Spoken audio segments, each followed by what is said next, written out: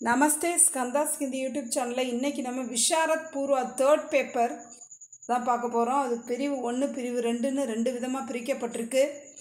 உங்களுக்கான இதில் உங்களுக்கு என்ன சாய்ஸ் கொடுத்துருக்காங்கன்னா பிரிவு 1 அல்லது 2 ஏதாவது ஒரு பிரிவில் 2 கொஷினும் இன்னொரு பிரிவில் 3 கொஷினுமா மொத்தம் 5 கொஷின் நீங்கள் எழுதணும்.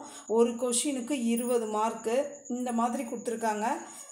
நம்ம பிரிவு 1க்கு என்ன இம்பார்ட்டன்ட்னு பார்க்கலாம். திருமந்திரம், செகண்ட் ஒன் இலக்கிய கரும்பு, third one Thilagavathiyar, fourth one Madurai மாநகர்.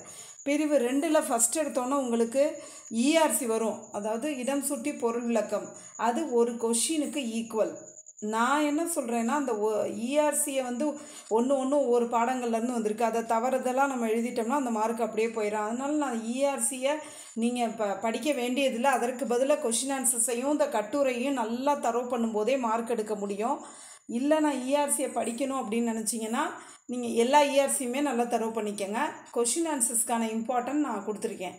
ஃபஸ்ட்டு ஒன் தென்றலின் மென்மை, செகண்ட் ஒன் காலமேக புலவர் பற்றி, தேர்டு ஒன் திருகூட ராசப்ப கவிராயர் எழுதிய குற்றால குறவஞ்சி, ஃபோர்த்து ஒன் அப்பூதியடிகள் நாவுக்கரசரிடம் கொண்ட. ஃபோர்த்து ஒன் நான் முக்கூடர் பல்லுன்னு எழுதியிருக்கேன், அது படிக்க தேவையில்லை. ஃபிஃப்த்து ஒன் அப்பூதியடிகள் நாவுக்கரசரிடம் கொண்ட அன்பு, சிக்ஸ்த் ஒன் சீதை அனுமன் சந்திப்பு காட்சி, செவன்த் ஒன் ஊர்மிளையும் லக்குவனும் மகிழ்ந்திருந்த காட்சி, எயித் ஒன் பாரத சமுதாயம், நைன்த் ஒன் அபிமன்யுவின் வீர செயலை விவரிக்க.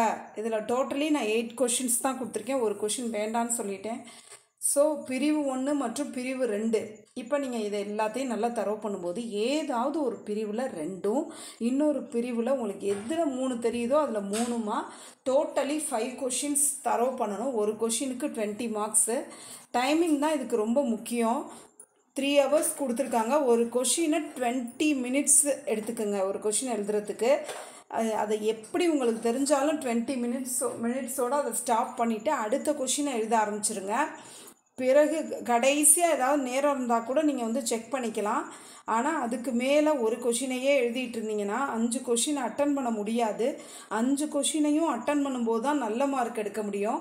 ஒரு கொஷினுக்கு 20 மார்க்காக இருந்தால் கூட நீங்கள் ஒரு 3.5 பேஜஸ்க்கு மேலே எழுதும்போது ஒரு 10 or 15 மார்க்ஸ் தான் போடுவாங்க. அதனால் நீங்கள் ஒரு கொஷினையே நிறைய நேரம் எழுதிட்டுருக்கீங்கன்னு வச்சுக்கோங்களேன், அதில் 10 மார்க்ஸ் எடுக்கிறீங்க. அப்போ ஒரு 3 கொஷின்ஸ் தான் உங்களுக்கு அட்டன் பண்ணவே நேரம் இருக்கும். ஸோ 3 கொஷினுக்கு டோட்டலாக 30 மார்க்ஸ் தான் வரும்.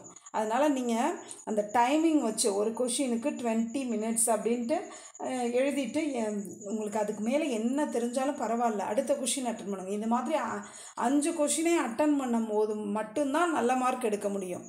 தன்யவாத்.